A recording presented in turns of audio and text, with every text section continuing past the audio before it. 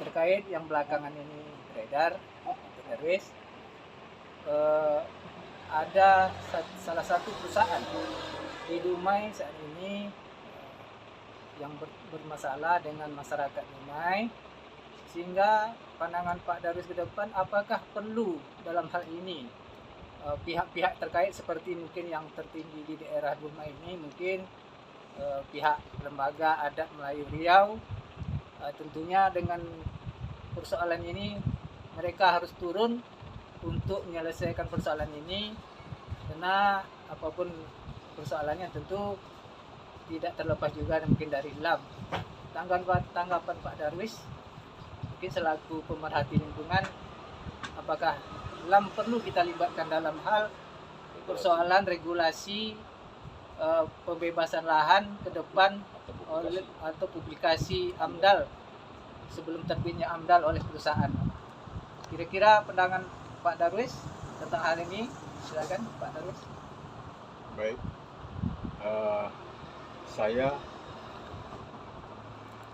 mengikuti izin analisis masalah dampak lingkungan dari seluruh perusahaan di Kota Dumai ini sejak tahun 2000.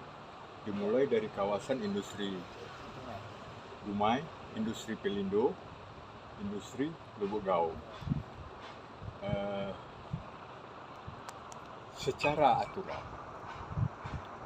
RUPL, RKL di dalam buku sakti yang dipegang oleh Pemakarsa, dalam hal ini perusahaan penanaman modal asing, itu lembaga adat wajib hukumnya hadir di dalam publikasi AMDAL tersebut. Di samping didorong undang-undang membenarkannya lembaga swadaya masyarakat LSM, dan LSM ini wajib membawa dari komponen-komponen masyarakat yang disebut ring. Ada ring 1 terdiri dari RT dan LTMK. Ini yang dikoordinir. Sementara lembaga adat Melayu, organisasi budaya yang menangani persoalan sosial yang berdampak di dalam pembangunan itu tadi, wajib hukumnya hadir karena bidang dampak, contohnya rekrutmen tenaga kerja, kemudian tanaman herbal. Di sebuah kawasan di Kembang itu ada tanaman-tanaman herbal. Contohnya kalau di mangrove itu ada jeruju yang menyatakan tanaman herbal itu lembaga adat, direkomendasi oleh ahli lingkungannya. Nah, jadi di Dumai kebetulan di dalam bidang ini anak kemanakan adat itu adalah termasuk saya sendiri yang membidangi lingkungan, yang saya sering rekom ke lembaga adat. Jadi dalam kasus energi unggul persada, saya melihat regulasi izin yang agak bermasalah sejak 2020. Sebelum itu, LAM aktif. Maksudnya 2019 dan di atasnya, itu LAM aktif di dalam sidang RUPL dan RKL sebuah AMDAL perusahaan, termasuk di Wilmar Group, Pelindo, kasus Bandar Bakau, itu LAM ada. Oh, ada ya. Lalu yang priori sekarang nggak ada, dilibatkan. Saya selaku aktivis lingkungan, orang yang sering di dalam sidang AMDAL, di dalam PT Energi Unggul Persada, saya sudah minta AMDAL terakhir tidak dikeluarkan. Kenapa ini tidak dikeluarkan? Saya mencurigai AMDAL ini tidak ada. Energi Unggul Persada. Bahkan kalau mau saya kaji jauh lagi, ada di industri yang sama, contohnya agromurni, di dalam pengerukannya saya juga tidak menemukan AMDAL-nya. Tapi di luar dari kasus ini, tapi urutan industrinya sama. Kenapa ini terjadi? karena ada aturan COVID sidang AMDAL itu dilaksanakan secara Zoom meeting. Apa dampak buruknya sidang AMDAL itu dilaksanakan secara Zoom meeting? Tidak hadirnya level akar tapak. Contohnya nelayan. Nelayan tak ngerti buka link Zoom itu. Karena di dalam sidang AMDAL nelayan harus ada. Di dalam kasus energi Unggul Persada, nelayan saya menemukan di lapangan mengadu ke rombongan sidang lapangan kemarin. Oh, itu ada bau busuk. Padahal ini seharusnya sudah dibicarakan oleh tokoh nelayan tersebut di sidang AMDAL. Tapi mungkin waktu sidang AMDAL beliau tidak diundang. Kenapa beliau tidak diundang? Nah, itu Zoom meeting tadi. Tak semua nelayan bisa menghandle. Berarti terus penerbitan AMDAL kemarin pada saat COVID ya? Ya. Tentunya hanya beberapa orang saja yang bisa hadir, karena dibatasi waktu itu. Ya, itu Termasuk satu. Lam sendiri mungkin tidak dapat undangan. Menurut saya tidak. Menurut saya tidak. Karena apa? Karena bila saya sidang AMDAL sebelumnya, LAM dan LSM itu lebih tinggi LAM urutannya daripada LSM di dalam daftar tembusan. Jadi LAM dulu, baru LSM. Begitulah regulasi izin di dalam kelompok-kelompok yang bersidang di dalam AMDAL beberapa tahun terakhir. Lalu energi Unggul Persada, saya juga mencurigai 2020 itu pilkada.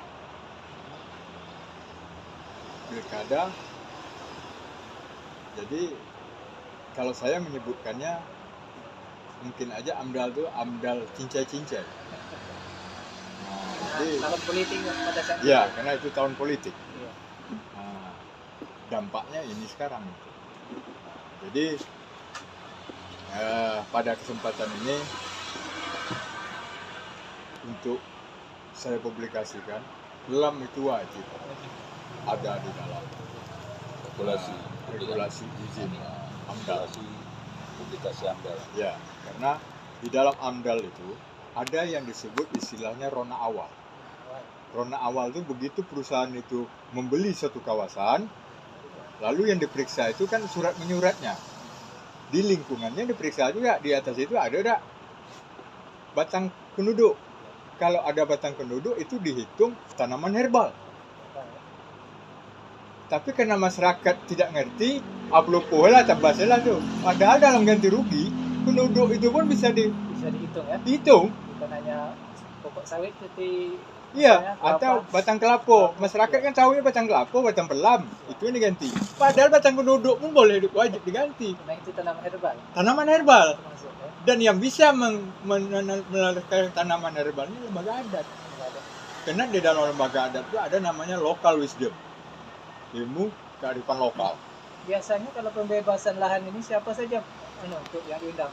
Mungkin lingkungan, perizinan, terus Yang jelas siapa BPN. lagi? BPN ya. Ya, di BPN perhubungan, nah, KSOP. Nah, dan orang ini biasanya yang diperiksa itu masalah regulasi, kalaupun jual beli ataupun sempadan itu sudah diperhitungkan. Kemudian yang jadi persoalan di dalam AMDAL tidak ada monitoring kesehatan masyarakat. Contohnya industri Lubuk Gaung sekarang, masyarakat itu tiap hari kena debu. Tapi siapa yang menuntut ini? Tak ada. Dan itu cuma dihitung di dalam BPJS. Kesehatan masyarakat cuma di dalam statistik ISPA. Tapi implementasinya tidak ada. Sampaikan gitu. Jadi menurut ini tadi tidak mungkin mereka bisa meneruskan AMDAL tadi. Ya. Baik. Satu hal yang menurut saya janggal di PTEOP yaitu salah satu syarat AMDAL pembebasan kawasan itu tadi tidak adanya regulasi pembayaran izin itu semuanya harus clear. Atau sengketa lahan. Tidak ada yang namanya sengketa lahan. Lalu di energi Unggul Persada pada tanggal 4 Juli yang lalu, kenapa ada sengketa lahan yang diklaim beberapa orang ahli waris? Ini tandanya Permasalahan. adanya permasalahan di bidang AMDAL. Lalu mangrove. Mangrove itu tidak ditebang wajib ada pengeluaran perusahaan terhadap kawasan itu tadi. Walaupun tak ditebangnya mangrove itu, wajib ada pemeliharaan dan pengembangan di daerah lain. Jadi selama ini saya dengar perusahaan itu kami nggak nebang gitu, yang di pantai. Padahal nggak ditebang pun dia wajib di dalam, walaupun mangrove itu tak ditebangnya, wajib dia mengeluarkan izin pemeliharaan lingkungan, mengeluarkan retribusi pemeliharaan lingkungan itu tadi. Nah, lalu masalah pengerjaan oleh pemakarsa, ada di situ saya lihat di lapangan ada penimbunan kawasan yang jalannya aset daerah yang disebut jalan nelayan itu. Ini regulasi izinnya saya juga tak ngerti nih. Bahkan ini kalau menurut saya curiga saya ini ada permainan di tingkat kelurahan. Artinya di dalam RPL saya yakin konsultasi publiknya tidak ada. Kalaupun ada konsultasi publik, pasti setelah ada tuntutan belakangan oleh ahli waris, baru ada konsultasi publik. Jadi terlambat. Masalah baru ada upaya ke sana oleh Jadi lembaga adat Melayu Riau di dalam hal ini bukan menekankan pihak penanaman modal asing atau pihak pemerintah, dalam hal ini Kota Dumai, dinas instansi terkait. Lembaga adat wajib diminta pandangan dan sarannya, baik diminta maupun tidak, wajib memberi statement. Karena ini apa? Tentang kelanjutan masalah sosial. Contohnya, ringan aja saya sebut, bahwa jangan sesekali makan ikan hasil tangkapan di daerah energi Unggul Persada. Karena apa? Karena ikannya sudah mengandung limbah. Cemar oleh Ya, limbah ya, terkontaminasi oleh limbah. Jadi untuk membuktikan limbah ini haruskah kita izin labor lagi? Sudah itu pihak KKP sebenarnya pasti udah lewat ya. Ya, pastinya udah lewat. Sudah itu pihak KKP sadar nggak bahwa di energi Unggul Persada itu sudah tidak ada zona tangkap nelayan. Tapi saya menemukan di lokasi ada nelayan.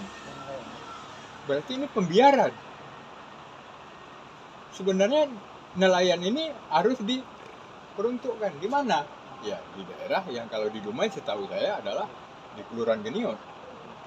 Zona tangkapnya. Ya. Mungkin terus Soal mungkin itu dulu, ya. dan mudah-mudahan lembaga adat bisa mengirim keponakan adatnya, dan saya yakin banyak anak-anak Melayu Dumai ini yang ahli lingkungan.